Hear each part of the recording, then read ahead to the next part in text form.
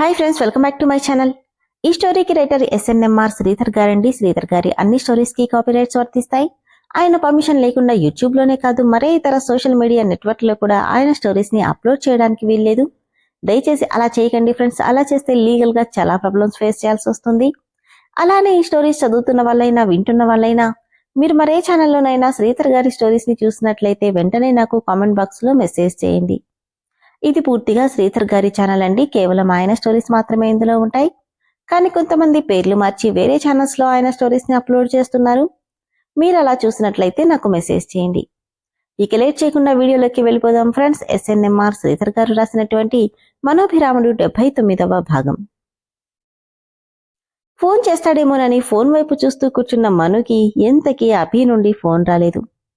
ఏంటితను, నేను చేశాను కదా, అసలు ఎందుకు చేశానోనని మళ్ళీ కూడా చేయడా? తన ఫోన్లో పిక్ చూసి నవ్వుతూ గ్యాలరీ ఓపెన్ చేసింది. ఎన్ని ఫొటోస్ ఉన్నాయో మొత్తం తనవే. నవ్వుకుంటూ అసలు ఈ ఫోటోల్ని ఎప్పుడు తీశాడు, కనీసం నాకు తెలియనేలేదు, కానీ చాలా న్యాచురల్గా ఉన్నాయి. అయినా మను, నువ్వు నిజంగానే ముద్దపప్పువి. నీకు తెలియకుండా నీ వెనకే ఇంత జరిగినా ఏమీ తెలుసుకోలేకపోయావు అనుకుంటూ ఈవినింగ్ వరకు అభి ఫోన్ చేస్తాడేమోనని అలానే ఉండిపోయింది మను. మూర్తి, నేను బయలుదేరుతున్నాను. ఏమైనా అర్జెంట్ మెయిల్స్ వస్తే సెండ్ చేయి. ఏంటి సార్ ఇంత తొందరగా వెళ్తున్నారు? ఓ, మేడం కోసమా?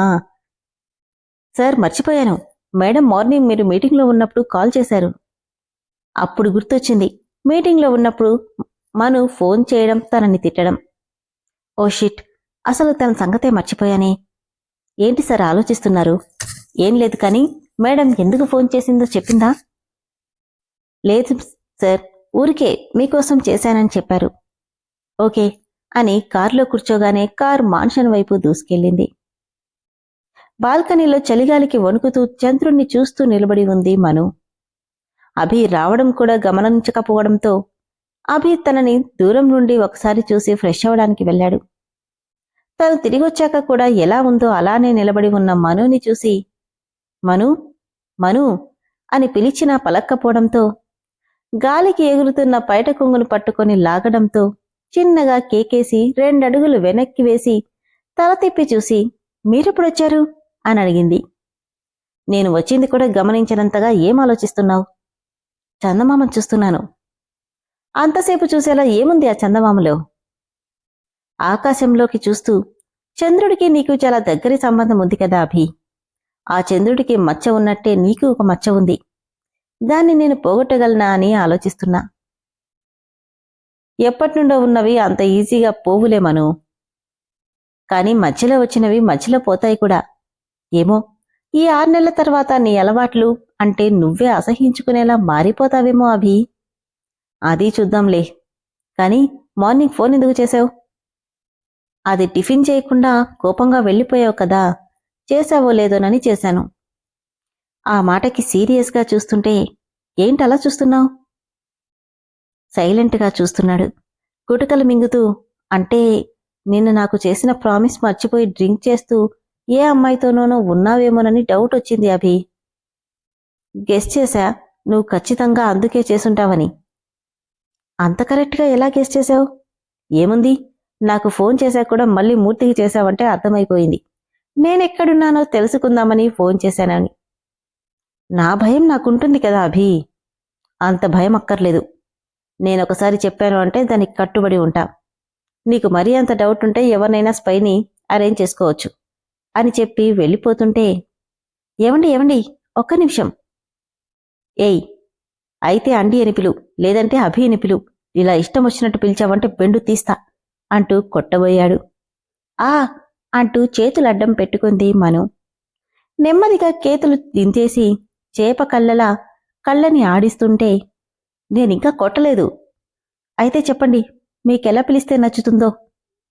ఓహో, నేను చెప్పింది అదే. నీకెలా నచ్చితే అలా పిలువు, కాని ఒకదానికి ఫిక్స్ అవ్వు అని వెళ్ళిపోతుంటే, ఒరేయ్ ఆగు అనగానే, ఏయ్ ఏమన్నావు అంటూ వెనక్కి తిరిగాడు. ఎలా నచ్చితే అలా పిలువు అన్నారు కదా, అందుకని అరే ఒరే అంటావా? బాలేదు కదా, అందుకే చెప్పండి, ఎలా పిలవను? నేనెలా పిలిస్తే మీకు నచ్చుతుంది అని కొంటెగా అడుగుతుంటే, నీకు నచ్చినట్టు పిలుచుకో అని చెప్పి చిరాగ్గా వెళ్ళిపోయాడు. అతని భుజం మీద 2 చేతులతో పెనవేసి, అబ్బా, అంత కోపమెందుకు శ్రీవారు? నేనెలా పిలిచినా పిలిచింది నిన్నే అయినప్పుడు ఇక ప్రాబ్లమేంటి చెప్పు? ఒక్కసారిగా కిందకి బెండవ్వడంతో కిందకి జారిపోయింది మను. నువ్వెంత ట్రై చేసినా నేను రాయిలాంటివాణ్ణి, కరిగే ప్రసక్తే లేదు మను. రాళ్ళని కూడా శిల్పంగా మార్చిన చరిత్ర మనది అభి. నిన్ను మార్చలేనా అని రెక్లెస్గా చెప్తుంటే కోపంగా, నీకు ఓవర్ కాన్ఫిడెన్స్ బాగా ఎక్కువైంది, అది కొంచెం తగ్గించుకుంటే మంచిది, లేదంటే ఈ 6 నెలలలో చాలా ఇబ్బంది పడతావు అని గట్టిగా చెప్పగానే కళ్లల్లో నీళ్లొచ్చేశాయి మనూకి. తన అడుగుల చప్పుడు వినపడకపోయేసరికి వెనక తిరిగిన అభికి బాధగా నిలబడిన మనూని చూడగానే, ఏంటి, దీనికే ఇంత బాధపడితే ఎలా? నేనింతే, ఇలానే మాట్లాడతాను, ఒకరి ఫీలింగ్స్తో నాకు సంబంధం లేదు అని చెప్పి వెళ్ళిపోతే కళ్ళు తుడుచుకుని తన వెనకే వెళ్ళింది మను. అభి, మీటింగ్ ఎలాగైంది? చాలా బాగా అయింది మామ్. వీలైనంత తొందరలో మనం ఫైనల్ పేమెంట్ చేసేయచ్చు. అబ్బబ్బా, ఇక్కడ కూడా ఆఫీస్ విషయాలేనా? ముందు ప్రశాంతంగా భోంచేయండిరా అని అరుంధతమ్మ అనడంతో మను అభికి సర్వ్ చేయబోయింది. అక్కర్లేదు, నువ్వెళ్ళి తిను అనడంతో సైలెంట్గా అయిపోయింది మను. మను, నువ్వు కూడా కూర్చోమ్మా. నాకొద్దమ్మమ్మా, మీరు కానివ్వండి. ఏమ్మా, ఏమైంది? ఎందుకొద్దంటున్నావు అని గాయత్రి అడిగితే, ఏం లేదత్తయ్యా, ఆకల్లేదు అంతే అంటూ అభిని చూస్తూ చెప్పింది. అది కాదమ్మా. మమ్మీ, ఆకలి లేదంటుందిగా, వదిలేయ్, ఆకలేస్తే తనే తింటుంది అన్నాడు అభి.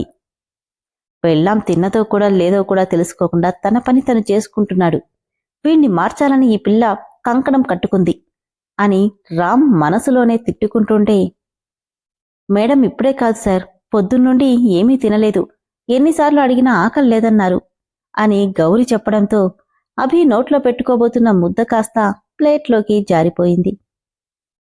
ఏంటి, మార్నింగ్ నుండి ఏమీ తినలేదా అని గాయత్రి కంగారుగా అడిగితే, అవును మేడం, ఆకలి లేదన్నారు.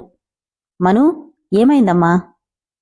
అభి వైపు బాధగా చూస్తూ, తినాలనిపించలేదు, మీరు కానివ్వండి అని చెప్పి ఇక అక్కడ ఉండాలనిపించక వెళ్ళిపోయింది మను. వద్దంటే అలా వదిలేస్తావా? కనీసం నేను కూడా ఇంట్లో లేను, లేదంటే బలవంతంగా తినిపించేదాన్ని అంటూ అరుంధతమ్మ కేకలేస్తుంటే వెళ్తున్న తనవైపే చూస్తూ, ఇప్పుడు తనకి బతిమిలాడి బుద్దగించి తినిపించాలా? నెవర్. ఇక్కడున్నది అభిరామ్, తను తినకపోతే నాకేంటి అనుకుంటూ ముద్ద నోట్లో పెట్టుకోబోయాడు కాని అంతలోనే, పొద్దున్నుండి తినకుండా ఏం చేస్తుందసలు అనుకోగానే ఒక్క ముద్ద కూడా తినలేకపోయాడు. ప్లేట్లో చేయి కడిగేసుకుని అభిరామ్ వెళ్ళిపోతుంటే, అదేంట్రా అప్పుడే చేయగలిగేశావు అని అడిగింది అరుంధతమ్మ. చాలే నానమ్మా అంటూనే తన రూంకి వెళ్ళిపోయాడు. చూశావా గాయత్రి, పెళ్ళాంతో ఏదో పేచీ పడ్డట్టున్నాడు, అలక తీర్చడానికి వెనకే వెళ్ళాడు. నిజమే అత్తయ్య, 2 రోజుల నుండి అభిలో చాలా మార్పు కనిపిస్తుంది. ఆ భగవంతుడి దయవల్ల వీడు పూర్తిగా మారితే అంతే చాలు. ఈ మాటలు వింటున్న రామ్కి ఇక ముద్ద దిగక చెయ్యి కడిగేసుకుంటూ, మీరనుకోగానే మారడానికి అక్కడుంది బండరాయి, అంత ఈజీగా కరగదులే అని చెప్పి కోపంగా వెళ్ళిపోయాడు రామ్. గాయత్రి, వీడేంటే ఈ మధ్య చిత్ర విచిత్రంగా ప్రవర్తిస్తున్నాడు, కొంపదీసి ఎవరినైనా ప్రేమించాడా అని అడిగింది అరుంధతమ్మ. ప్రేమించినవాడు ఇంత చిరాగ్గా ఉండడు కదా అత్తయ్య. అయితే ఏమై ఉంటుంది? వాడి గురించి మనకే ఆలోచన అక్కర్లేదత్తయ్య, ఎందుకంటే వాణ్ణి నాకంటా బాగా వాళ్ళ అన్నయ్యే చూసుకోగలడు. చిన్నప్పటినుండి అంతేగా, వాడి సమస్య వాడికంటే ముందుగా తెలిసేది అభికే. మీరు భోంచేయండి, వాడి గురించి మనం దిగులు పడాల్సిన అవసరం లేదు అని ప్రశాంతంగా చెప్పింది గాయత్రి. బాల్కనీలో ఉన్న ఉయ్యాల్లో వెనక్కు వాలి కూర్చుని ఊగుతుంది మను. సైలెంట్గా అక్కడికొచ్చిన అభికి తను కనుకొనల్లో జరుగుతున్న కన్నీళ్లను చూస్తుంటే అసహనంగా చిరాకు, కోపం అన్నీ వచ్చేశాయి. ఎందుకు భోంచేయలేదు అని కోపంగా అడిగాడు. కళ్ళు కూడా తెరవకుండానే తినాలనిపించలేదు. అదే ఎందుకు? నిన్నే అడిగేది. మీకెందుకు, మీరు వెళ్ళండి. సరే, ఇప్పుడెందుకు ఏడుస్తున్నావు? చిన్నప్పటి నుండి ఎవరైనా ఏమైనా అంటే ఆర్కే అలవాట్లేదు. ఓ గాడ్ అనుకుంటూ తన పక్కనే హ్యాండ్స్ ఫోల్డ్ చేసుకుని కూర్చున్నాడు. చూడు మను, నాకెవరితో అయినా సాఫ్ట్గా మాట్లాడడం కానీ వాళ్ళకి నచ్చినట్టు బిహేవ్ చేయడం కానీ చేత కాదు. పైగా నువ్వు చెప్పినా వినకుండా నన్ను చేంజ్ చేయాలనుకుంటున్నావు. అందుకే కోపంలో ఏదో అరిచేశాను. దానికే తిండి మానేయాలా? కళ్ళు తెరిచి కోపంగా చూస్తూ, నేను తినంది అందుకు కాదు. అదేంటి, అందుకు కాదా? కాదు. మరి అసలు నేను ఫోన్ చేశాక కనీసం ఒక్కసారైనా నన్ను గుర్తొచ్చానా? లేదు. అందుకు తినలేదు. ఏంటి? అవును, మీరు ఫోన్ చేస్తారేమోనని పొద్దున్నుండి ఫోన్ పక్కనే పెట్టుకుని కూర్చున్నాను. కాని మీరేమో కనీసం నన్ను తలుచుకొని కూడా తలుచుకోలేదు. మిమ్మల్ని ఒక్కరోజులోనే మార్చాలని నేనేమనుకోవట్లేదు. అలా అని బలవంతంగా మారాలని కూడా నేను అనుకోవట్లేదు. ఒక్కసారి కూడా ఫోన్ చేసింది కూడా మీకు గుర్తులేదు. నేను మాత్రం పిచ్చిదానిలా ఫోన్ పట్టుకుని కూర్చున్నాను అని ఏడుస్తూ చెప్తుంటే, ఓహో మను, నేను ఆఫీస్లో ఫుల్ బిజీగా ఉన్నాను. ఒక్కోసారి తినే టైం కూడా నాకుండదు. సరేలేండి, నేనేం అనలేదుగా. ఇంతలో సార్ డిన్నర్ అంటూ గౌరీ ట్రాలీలో ఐటమ్స్ అన్నీ తీసుకొచ్చి అక్కడ పెట్టేసి వెళ్ళిపోయింది. సర్లే, అన్నీ తెప్పించాను, ముందు భోంచేయి. నాకొద్దు. మళ్ళీ ఏంటి? ఏం మాట్లాడకుండా తల తిప్పేసింది. విసుగ్గా, మను, మొండి చేయకు. అరే, నాకు ఆకల్లేదభి. పొద్దునుండి తినకుండా ఆకల్లేదంటే ఊరుకుంటాననుకుంటున్నావా? అంటూనే ప్లేట్లు అన్నీ సర్వ్ చేసి తన ముందు పెట్టాడు. తిను, తమ దశలే చాలా స్ట్రాంగెస్ట్ బాడీ. తినకపోతే కళ్ళు తిరిగి పడిపోతావు. ఏడుస్తూ, వెక్కిరిస్తున్నారా నన్ను? అబ్బా, ఏడవకు. నేనింతవరకు నా లైఫ్లో ఎవరినీ ఇంతలా రిక్వెస్ట్ చేసింది లేదు తెలుసా? అయినా నిన్ను రిక్వెస్ట్ చేస్తున్నా, అందుకోసమైనా తినుమను. ప్లేట్ వైపు తన వైపు మార్చి మార్చి చూస్తూ, నేను తినాలంటే మీరు పని చేయాలి. మళ్ళీ ఏం ఫిట్టింగ్ పెడుతున్నావు? గంటకోసారి నీకు ఫోన్ చేస్తూ ఉండాలా? మీరంత త్వరగా మారుతారని నేనేం ఎక్స్పెక్ట్ చేయట్లేదులేండి. మరింకేంటి? అది మీరు ఇంట్లో ఉన్నప్పుడు భోంచేయను, ఆకలి లేదు అనే డైలాగ్స్ చెప్పకూడదు. ఖచ్చితంగా తినే వెళ్ళాలి. అలా అయితే నేను తింటా.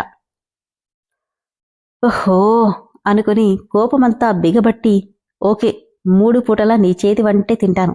ఆఫీస్లో కూడా పచ్చి మంచినీళ్లు కూడా తాగను, సరేనా అని కోపంగా చెప్పాడు. ఎందుకంత కోపం? నేనేం అలా చెప్పలేదు కదా.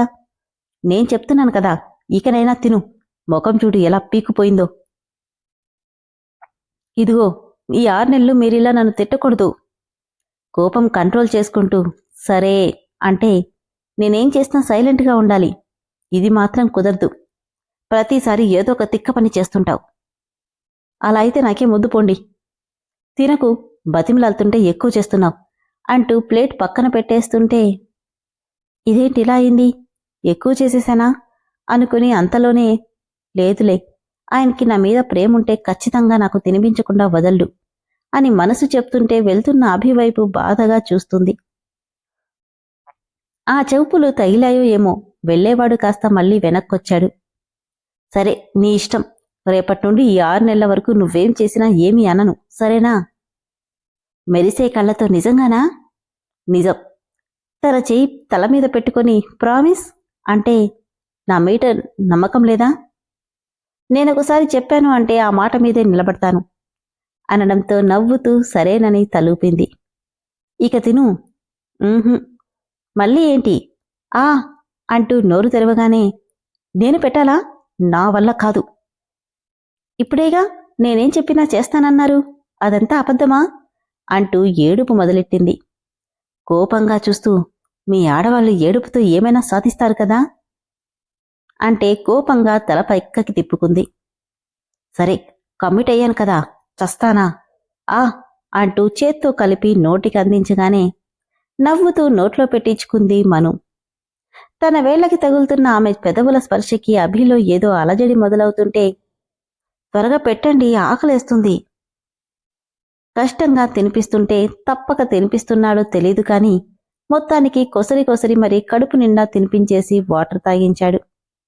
చాలా థ్యాంక్స్ అండి అంటూనే అభిని గట్టిగా హక్ చేసుకుంది మను. ఏమీ అనకూడదు అనుకుంటూనే, నిజంగా యువర్ సో స్వీట్, తిననంటే వదిలేయకుండా తినిపించారు అంటూనే అభి నడుం చుట్టూ చేతులు బిగిస్తూ అదుముకుంది. అభికి తన స్పర్శ కొత్తగా అనిపిస్తుంది. తనకి హగ్గులు ముద్దులు కొత్త కాదు. వీటన్నిటికీ తనది ఎత్తిన చెయ్యి. కాని ఆ కౌగిలింతల్లో కేవలం కోరిక మాత్రమే తను చూశాడు తప్ప అంతకుమించి ఏ భావం ఏ రోజు కలిగింది లేదు.